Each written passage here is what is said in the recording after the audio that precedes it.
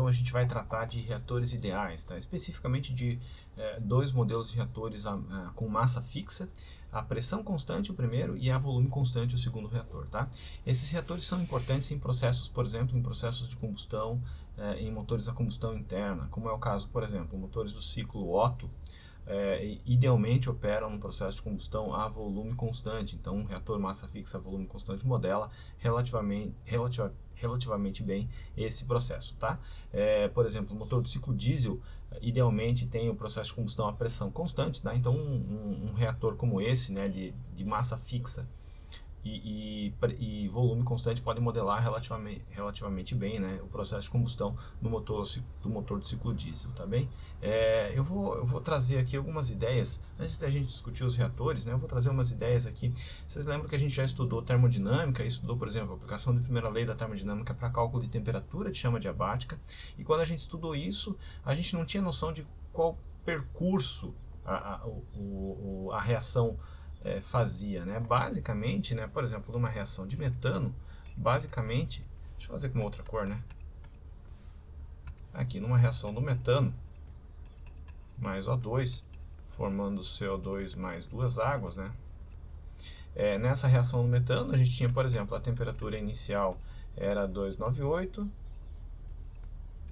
Kelvin, e a temperatura de chama diabática para esse processo aqui, a razão de equivalência igual a 1, e pressão 1 atm, ela é em torno de 2223, se eu não me engano, Kelvin, tá? Para saber isso, bastava a gente saber qual era a condição inicial, né? Ou seja, qual a temperatura inicial, qual a composição dos reagentes, que é dada pela relação de equivalência, pela razão de equivalência, e bastava saber o processo, ou seja, se era um processo a pressão constante, a volume constante, se era um processo a entalpia e pressão constante, ou a energia interna e volume constante, por exemplo, tá? Mas eu não sabia como que, né, eu não conseguia parar no meio dessa reação e saber qual era a temperatura dessa reação. Eu só tinha essas duas informações, né? Veja que reatores agora já é uma tentativa, é uma evolução, porque a gente vai poder saber ao longo do tempo, né? Se eu fizer um gráfico aqui, por exemplo, ó, que é tempo, né? Tempo de reação ou coordenada de reação, tá? E aqui eu vou colocar, ó, fração mássica e temperatura, por exemplo, né? A temperatura dos reagentes ela começa numa determinada temperatura e evolui até a temperatura de chama adiabática, né? Reagentes também, eles começam uma concentração alta, depois eles diminuem, e produtos, né? Vou até desenhar uma outra cor. Y produtos, né? O que a gente sabia era que numa região bem afastada, por exemplo, no equilíbrio químico, a gente conseguia obter qual era a temperatura de chama diabática, qual era a composição dos produtos, qual era a composição dos reagentes, né? Lá no equilíbrio químico, né? Mas a gente não sabia nada aqui, num ponto intermediário qualquer. Tá? Então, com reatores ideais, a gente já tem uma tentativa, né, e relativamente bem sucedida de entender como esse processo evolui, tá bem? Bom, os reatores ideais são dois que a gente vai estudar nesse vídeo, tá? São reatores sempre de massa fixa, isso é uma característica importante, tá? Massa fixa. Então eles não têm fluxo, eles são fechados, tá? Uma massa fixa ao longo do processo todo, tá? O primeiro reator, a pressão constante, ele é exemplificado com esse cilindro aqui, né? Então ele é um reator de pressão constante, ou seja, a temperatura dele vai ser uma função do tempo, né? O volume dessa reação aqui, esse volume total aqui, também vai ser uma função do tempo, tá? E evidentemente que as concentrações das espécies químicas vão ser também função do tempo, ou seja, os reagentes vão ser consumidos, os produtos vão ser produzidos, eventualmente intermediários também vão ser produzidos e consumidos ao longo da reação, tá? Isso é um reator a pressão constante, lembra? A pressão constante modela bem motores do ciclo diesel. Agora, o segundo reator que a gente vai estudar é a volume constante. É muito parecido, a formulação é muito parecida, tá? A formulação vai ser muito parecida, a gente vai estudar as duas. E o reator a volume constante, ele também, né, a temperatura dele, ela varia com o tempo, né? Ou seja, começa uma temperatura inicial e evolui até a temperatura final desse processo. Tá? Ele pode ou não perder calor, assim como esse aqui pode ou não perder calor, tá? pode perder calor, esse reator a volume constante também pode perder calor ali pelas paredes, tá?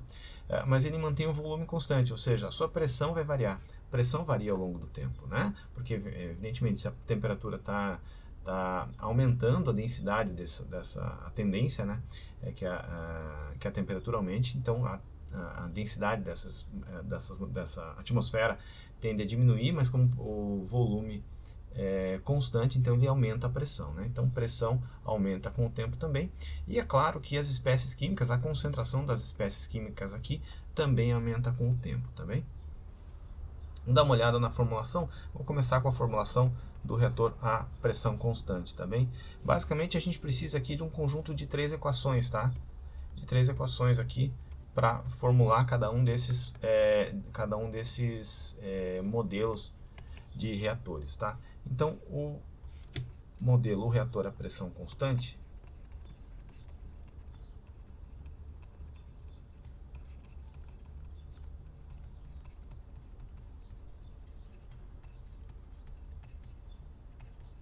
ele tem o seguinte conjunto de equações, tá? Resultando, eu não vou deduzir todas elas aqui nesse vídeo, né? Tem os livros texto que trazem uma boa dedução, uma boa explicação sobre essa dedução, mas basicamente as reações para a temperatura, para as concentrações e nesse caso para volume, tá? Elas são as seguintes, tá? dt de tempo é igual a, vou copiar aqui só para não errar, né? dt de tempo, então, é igual a troca de calor por volume menos somatório aqui, tá? Da entalpia molar I vezes a taxa de reação, ômega I, tá? Taxa de reação, isso é taxa de consumo da espécie química I, tá? De qualquer espécie química I, porque aqui, na verdade, a gente tem um somatório. Sobre o somatório em I, aqui é um somatório em I também, da concentração em I vezes calor específico à pressão constante de I, tá? Então essa é a primeira equação, tá? Isso aqui vem, a equação na verdade é a equação da energia, tá? Vem da equação da energia, da primeira lei da termodinâmica, tá? Então essa é a primeira equação. É uma equação diferencial ordinária, né? Resulta em um problema do valor inicial, né? Basicamente, né?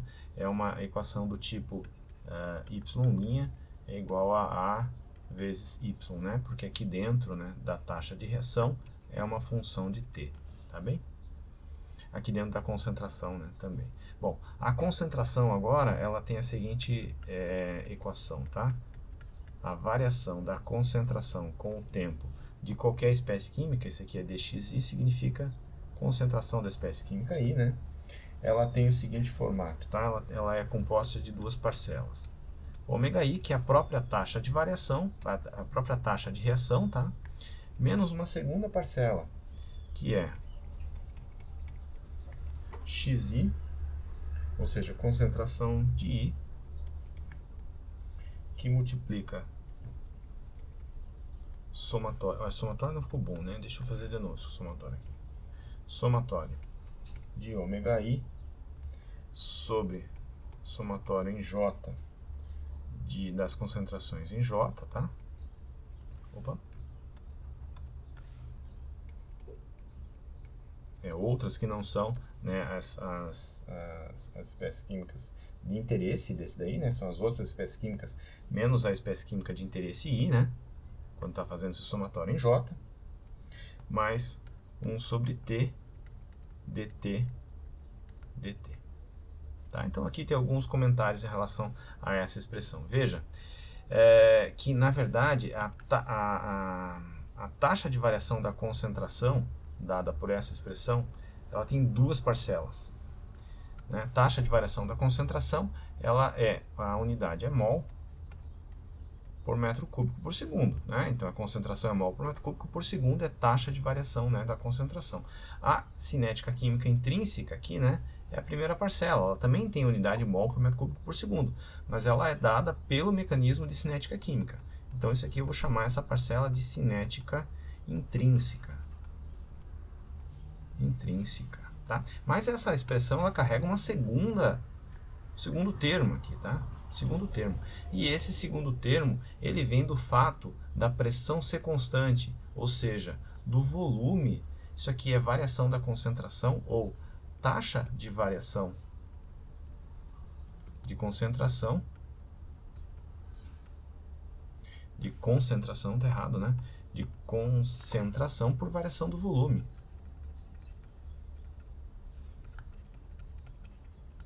Pela variação do volume. Por que isso? Porque é um reator a pressão constante, né? Lembra? Reator a pressão constante, esse volume aqui está aumentando. O volume é função do tempo. Se o volume varia, e mesmo que não haja reação química, o volume está variando, ou seja, a concentração das espécies químicas também está variando, porque lembra que unidade de concentração, né? Unidade de concentração é mol por metro cúbico, né? Então, mesmo que não haja consumo das espécies químicas, a variação do volume ocasiona uma variação da concentração, tá? É por isso que tem esse termo, tá bem? Então, essas duas equações modelam a temperatura como uma função do tempo e as concentrações das espécies químicas, né, de todas as espécies químicas presentes num mecanismo, por exemplo, ou no mecanismo global ou no mecanismo detalhado, a concentração de todas essas espécies químicas variando com o tempo, quer seja consumo de reagentes, quer seja produção dos produtos, tá bem?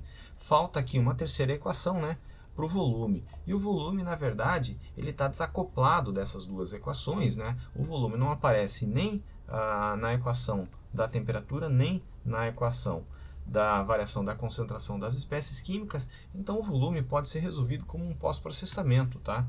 Então, no pós-processamento, ou seja, resolve integra essas duas equações, né? São uma integração numérica acoplada, mas resolve essas equações numericamente, integra elas numericamente, e a partir dos resultados, no pós-processamento, resolve-se o volume, tá? Então, eu vou anotar aqui. Pós-processamento resolve-se o volume. E resolve-se o volume utilizando a equação por exemplo, na própria definição dele, né? Que é massa sobre densidade. E a densidade a gente vai escrever assim, ó. Densidade é somatório, na verdade, de xi vezes massa molar de I, tá? Massa molar de I. Isso daqui significa, né? Lembra? Densidade de I, tá? Isso aqui significa densidade de I, tá bem? Então, no pós-processamento, a gente obtém o volume, tá bem? Ele é um problema, lembra? Vão ser, aqui, uma mais N espécies químicas, N equações diferenciais, tá? Então, isso aqui vai ser um problema do valor inicial. Problema do valor inicial, tá? Como um problema do valor inicial, a gente vai ter uma mais N equações. Mais N equações, que vem de N espécies químicas no mecanismo, né? Que vem de N espécies químicas. Então, a gente precisa, como é um problema do valor inicial, a gente precisa de condições iniciais, tá?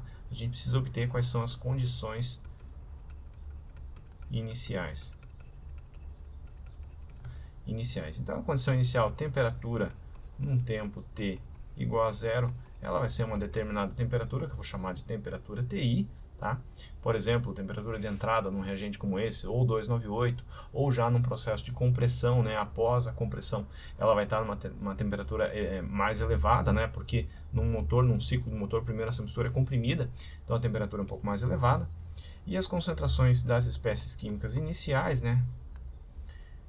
Num tempo t igual a zero, vão ser as concentrações iniciais, que na verdade vão ser as concentrações que representam os reagentes, né? Ou seja, a composição da mistura reagente, tá bem? Então essa é a forma, né? A partir disso você consegue resolver esse problema. Esse é um problema que deve ser resolvido. Essas duas equações, na verdade, uma mais n equações, né?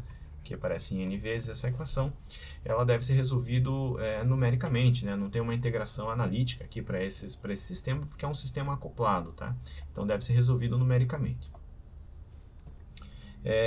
Por fim, agora eu vou falar do modelo de reator de massa fixa e volume constante, tá?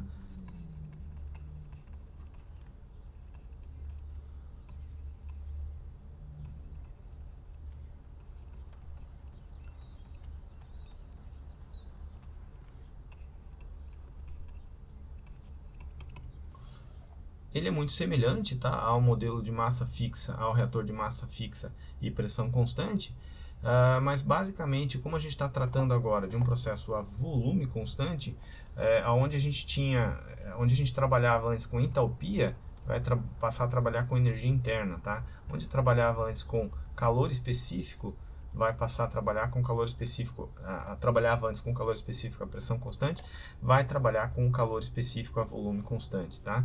Por que isso? Porque o ponto de partida da equação de energia, né? Na equação de energia,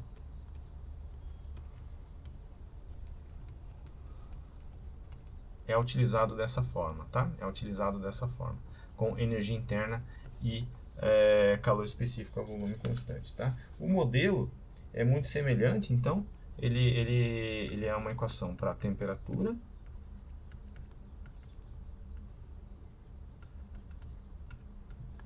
Q sobre V menos o somatório aqui, energia interna, ômega I, somatório em I, né? Sobre somatório em I de xi vezes CV da espécie química I, né? Esse aqui é o calor específico a volume constante.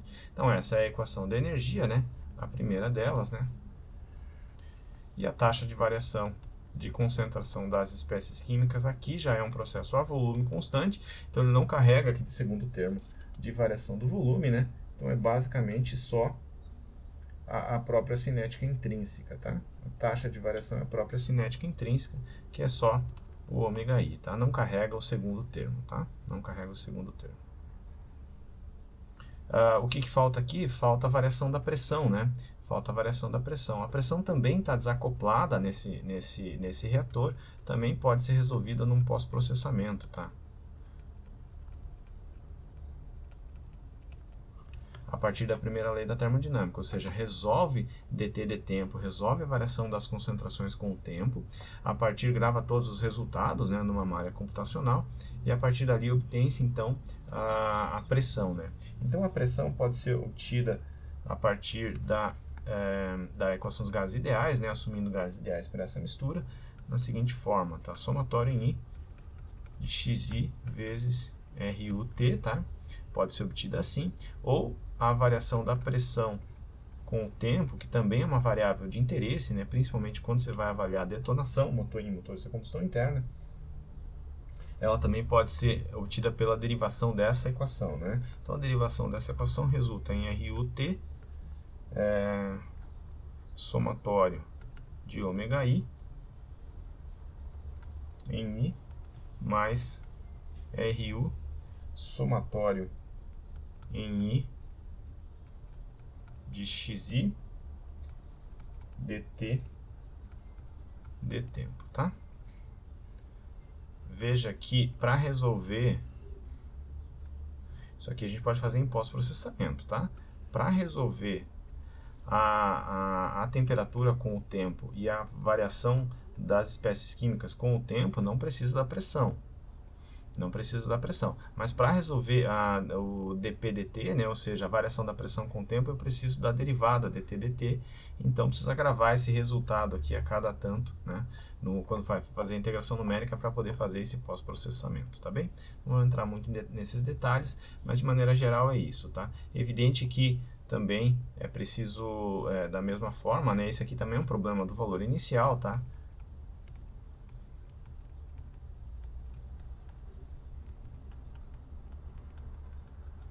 E também precisa de TI, da mesma forma que a temperatura, que o problema do valor inicial para a pressão constante, também precisa da variação das espécies químicas iniciais, tá? Da mesma forma que precisava lá que são os próprios reagentes, a concentração dos reagentes, que precisa para a variação, para avaliar o modelo de reator a pressão constante também, tá bem?